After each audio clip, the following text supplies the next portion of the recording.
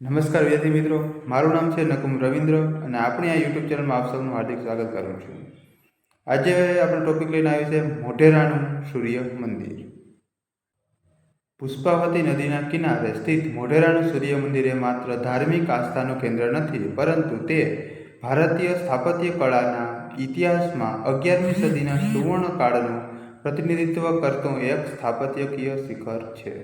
મોઢેરા ગુજરાતના મહેસાણા જિલ્લાના ચાણસ્મા તાલુકામાં આવેલું એક નાનું સ્થળ છે, જે અમદાવાદથી આશરે 80 કિલોમીટર ઉત્તર પશ્ચિમમાં સ્થિત છે.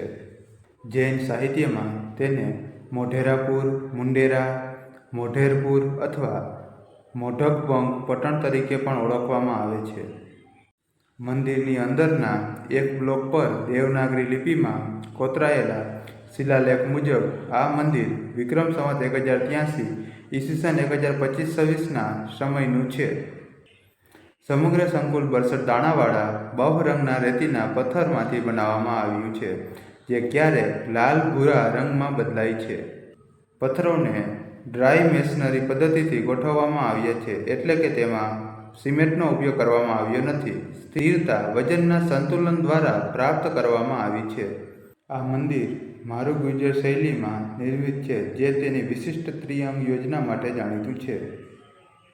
સૂર્યકુંડ, જેને રામકુંડ તરીકે પણ ઓળખવામાં આવે છે, આ વિશાળ જળ સ્થાપત્ય તેની ભૌમિતિક સપ્રમાણતા માટે જાણીતું છે. તેની અંદર 108 લઘુ મંદિરો આવેલા છે. કુંડની પૂર્વ, દક્ષિણ અને ઉત્તર દિશામાં મધ્ય ભાગમાં વિષ્ણુ, અનંતશાહી, શીતળા માતા અને શિવના મંદિરો વિશિષ્ટ સ્થાન ધરાવે છે. સભા મંડપ, જેને નૃત્ય મંડપ તરીકે પણ ઓળખવામાં આવે છે, આ ખુલ્લો મંડપ 52 સ્તંભો પર આધારિત છે, જે વર્ષના 52 અઠવાડિયાનું પ્રતીક છે. આ સ્તંભો નૃત્ય, સંગીત અને દ્રશ્યોના શિલ્પોથી ભરેલા છે. તેની છત સમતલ અને શિફ્ટ શૈલીના નકશીકામથી સજ્જ છે, જે સોલંકી કળાની પરાકાષ્ઠા છે. ગૂઢ મંડપ, જેને ગર્ભગૃહ તરીકે ઓળખવામાં આવે છે, પ્રવેશદ્વારની ડાબી બાજુ ગણેશ અને જમણી બાજુ કુબેરની પ્રતિમાઓ છે, જેને રક્ષણહાર તરીકે ગોઠવવામાં આવી છે. ગર્ભગૃહની નીચે એક ભૂમિગૃહ મળી આવ્યું છે, જેના ઉપયોગ કદાચ મુસ્લિમ આક્રમણકારોથી કિંમતી મૂર્તિઓ અને ખજાના રક્ષણ માટે તિજોરી તરીકે થતો હશે. મંદિરની દિવાલો પર કંડારાયેલા શિલ્પો આધ્યાત્મિક ગાથાઓના જીવંત દસ્તાવેજ છે. સૂર્યદેવનું સ્વરૂપ. ભગવાન સૂર્ય 7 શ્વેત ઘોડાના રથ પર સવાર છે, જેમની કલ્પના સુવર્ણ કેશ અને તેજસ્વી બાહુ ધરાવતા દેવ તરીકે કરવામાં આવી છે. આદિત્ય અને અન્ય દેવતાઓ. મુખ્ય મંદિરની દિવાલો પર 12 આદિત્યોની મૂર્તિઓ છે. આ ઉપરાંત લોકપાલ, દેવીઓ, અપ્સરાઓ અને તપસ્વીઓના શિલ્પો પણ જોવા મળે છે. દિવાલો પર મૈથુન શિલ્પો અને લડાયક દ્રશ્યો એ સમયના સાંસ્કૃતિક અને સામાજિક જીવનના સ્વીકારને દર્શાવે છે. મંદિરના ઉપરના ભાગો અને ગુંબજો હાલમાં અસ્તિત્વમાં નથી. 1819માં આવેલા શક્તિશાળી ભૂકંપને કારણે આ માળખાને મોટા પ્રમાણમાં નુકસાન થયું હોવાનું માનવામાં આવે છે.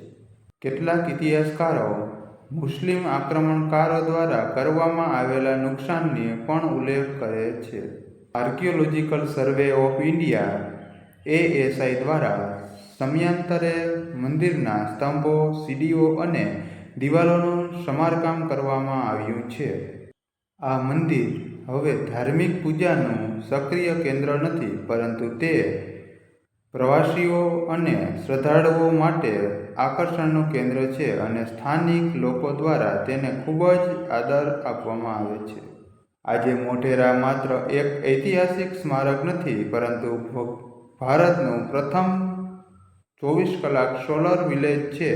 સૂર્ય ભગવાનના આ પ્રાચીન ધામની આસપાસ આધુનિક સૌર ઉર્જાનો ઉપયોગ એ વારસા અને ભવિષ્યના સમન્વયનું પ્રતીક છે.